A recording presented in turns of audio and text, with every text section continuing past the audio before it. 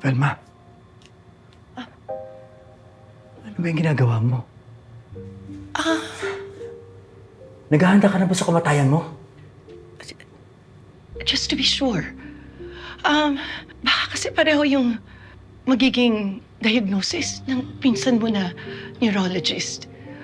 At kung kailangan na tanggalin yung tumor ko, kailangan ko ihanda yung mga bata para sa posibleng mangyayari.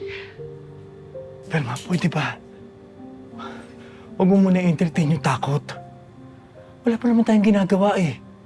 Death agad ang iniisip mo.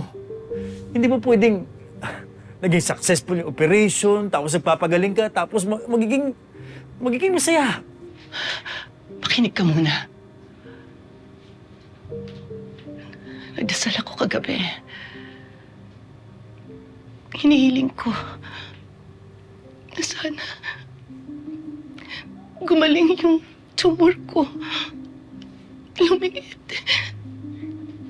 At kung kailangan tanggalin, magiging ligtas yung operasyon at hindi cancerous.